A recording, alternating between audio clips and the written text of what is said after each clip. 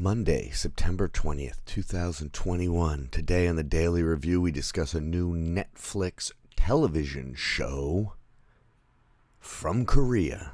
That's going to be all the big news coming up. This is the show to watch. It's Squid Game. With your host, me, Joe LaRocca. The greatest show on the internet with under 700 subs. And declining. Okay. Squid Game. Hey, did you ever see Parasite? Did you like that kind of satirical, dark violence that we get often from mainstream Korean films? At least a handful I've seen. They got a pretty damn good sense of humor, and it usually involves some degree of violence. So this show it does have a Bong Joon-ho vibe to it.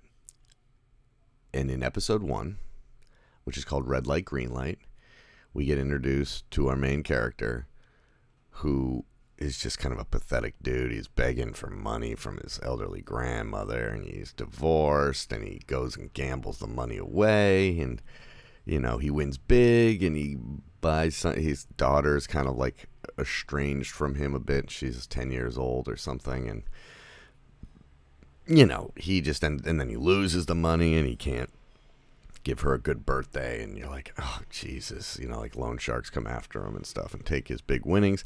And they make him sign a document that says, listen, if you can't pay, we're going to take your kidney. And it's a document that gives up his bodily rights, essentially, to these people, like an official document. So he's like, really, it couldn't be worse for this guy.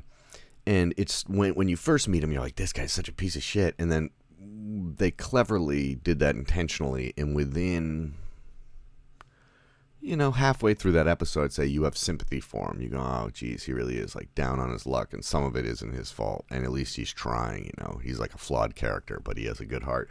And at one point he's trying to, because he's lost all of his money and he's got to get something for his daughter. This is, I think, the moment. You know, has to get her a gift, so he only has enough money left to keep playing those, like, claw games, you know, where it picks up a prize, and he just keeps doing terrible, and then a little kid, like, shows him how to do it, and they get, like, this black box, which looks like it's probably a cell phone or something, and they're dancing around and going crazy, and you're like, okay, this is a good guy. He's a good guy. You know, I mean, he's a fuck-up, but he's a good guy. And he goes and he presents his daughter with the gift and everything on her birthday, and she opens it up, and it's a gun. That's actually like a lighter, and she's like holding it. She's like, I don't think mom's gonna let me have this. And he's just like, oh God. So he's basically down on his luck as much as possible, and finds out that, I'm not spoiling anything, all this is kind of the first episode, you know, finds out that his ex-wife and her step-husband and daughter are all going to move to America next year, and he really has no means of doing that. So it basically means that his daughter is going to be like completely removed from his life. So he's on, you know, he's at the lowest he can possibly be. He even befriends a cat, you know what I mean? Like he feeds a little stray cat, you know. You're like, oh my God. Then he's in the subway, and a mystery guy comes up to him and is like, hey, you want to play this game that it's essentially like Pogs? Like, I don't know what it's called. You like throw these cards on the ground, and one side has a fold in it and the other side's flat, and you try and, by slamming it down on the other person's, you're trying to flip theirs over. And he's like, every time I'll give you whatever, a bunch of money, and if you don't, since you can't pay it, if you don't win, I get to slap you in the face. So it's almost like Fight Club or something. So he just keeps playing and playing and getting the shit slapped out of him because he's losing. And then he finally wins and he gets some money, and he's like, oh, and it's real. And it's like real money and everything. And the guy's like, yeah, here's a card if you want to do more stuff like this. And you're like, we got a plot going here. And of course, things fall into place. I maybe said some of that stuff out of order, but things align to where he's like, all right, I'm going to call this number because I got no other chances. And because they do a good job of that too, which is like, even though the show feels like a little bit fantastical, especially once we get into the game, they do a really good job of kind of grounding it in reality with motivations. Like the motivations the characters have, you really understand. You're like, wow, they are in a tight spot. I can see why this crazy option is really kind of the only way out of their situation. And that's obviously why the people of the game picked that. And once they get to the game, it's like a crazy Michael Gondry set. It's like this visually amazing, like, huge warehouse, and there's like MC Escher type rooms, and I don't know, it's bizarre as hell. We get to know a handful of characters. There's a dying old man. His name is, he's number one, basically. Then he meets a pickpocket, and this gangster guy, and then an old friend, and an Indian guy. They emerge to kind of be some of the central characters. And they get put into a game of red light, green light, which is, if you didn't have that where you're from, there's a person at one end of the field, and they have their back turned to everybody, and they yell, while their back is turned, they yell green light, and everybody runs, and then they turn around real quick and yell red light, and if they catch you moving, you're out, and it's the first person to like get to them without being caught move. So that's exactly what the game is, except the people who don't make it, they get shot. And the scene turns into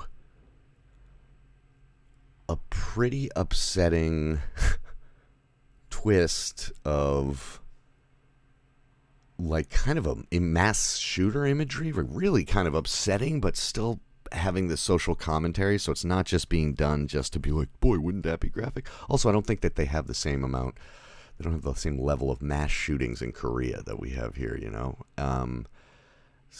This is 100% Korean too. It's in Korean. You have to read subtitles, which will probably keep some people away from it. But if you can get into it, it's very for American audiences as well, the plot and the message, because everybody who's in there is in like debtor's jail essentially. So it's a big deal. So they basically realize that this game is not, you're not fucking around. This game is real, and people are dying. And and that's basically where the first episode ends. And you're like, okay, this show's crazy. Like, this is crazy. It's like a game show that's been fictionalized and made insane, but then have taken like a good tone to build the characters. So it's not like an action movie. It's like a real, what would you do in this kind of situation, albeit really fucked up. I mean, there's even some humor in the mass shooting scene, which is like unbelievable that they're able to pull that off. I'm going to tell you just a little bit about the second episode, because I've only watched 3 episodes, but I'm going to tell you a little bit about the second episode, because I think it's really kind of the genius thing. So basically, when episode 1 ends, you go, okay, well, there's like a few hundred people left in the game. This is going to be them slowly playing through the 6 games that they have to play to see who wins, and we find out how big the prize is and everything. But basically, they find a loophole after talking in the second episode. Someone's like, hey, in our agreements to play the game, you say that, the last player to win. So, but like, if we all just stop playing, then isn't the game over and nobody wins? And they're like, yeah, you're right. We know about that loophole. Go ahead, do it. So vote. And then they show how much money you're going to win. Because for every person, it's 100 million yen, basically, or 100,000 yen, or maybe it's 100 million. Yeah, it's probably 100 million. And it ends up being like billions of yen, like 45 billion yen or something, which I'm assuming is less than $1. 1 yen is less than $1, obviously. Anyway, they vote to leave and they win. This is what an American show I don't think would ever do this. This is such clever writing. Not that American shows aren't clever, but I don't think that they'd want to break the thing. Maybe I'm not sure. Maybe that's not true. But I was really surprised by this, that they all get released back into the world, and you're like, what? Huh? There's 10 more. There's 8 more episodes. What the hell is this show going to be about?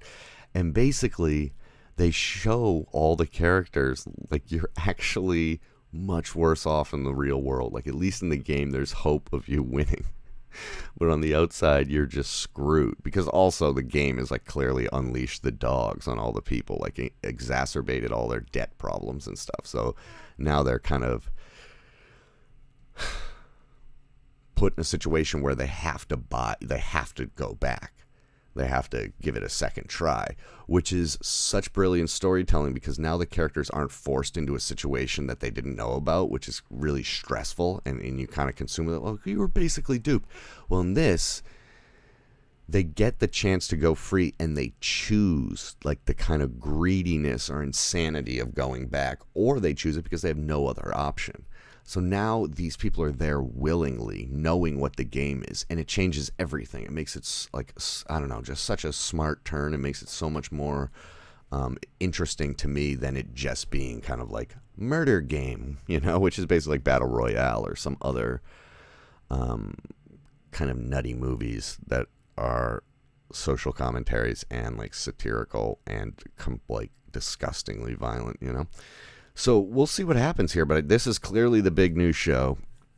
I like how all the symbols that are in the show are from PlayStation controllers. There's like a square, a circle, a triangle, and an X, which is the PlayStation controller. I don't know. It's just really well scripted, and I'm pretty excited about where it goes. I'm only 3 out of 10, but I think it's the big new show. I wonder though if the subtitles will keep people away, because I know that some people just like really, when they go, when I want to read, I read a book. When I want to watch a movie, I watch TV.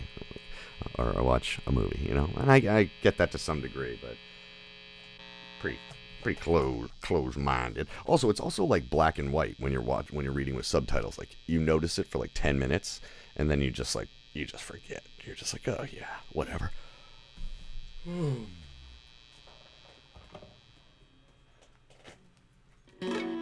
There must be like metal in that wall where I hang my guitar, because when I put my guitar near it, it just starts humming. I think it must be the casing for the old fireplace that's like in the wall. It must be some sort of metal thing.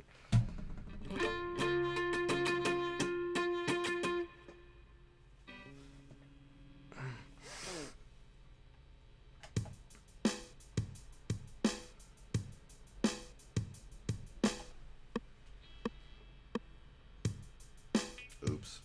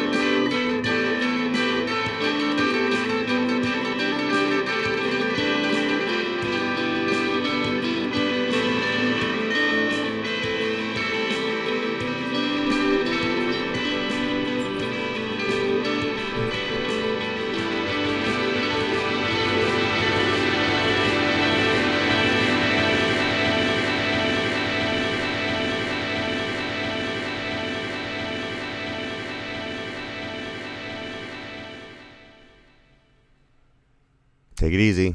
See you tomorrow. Peace.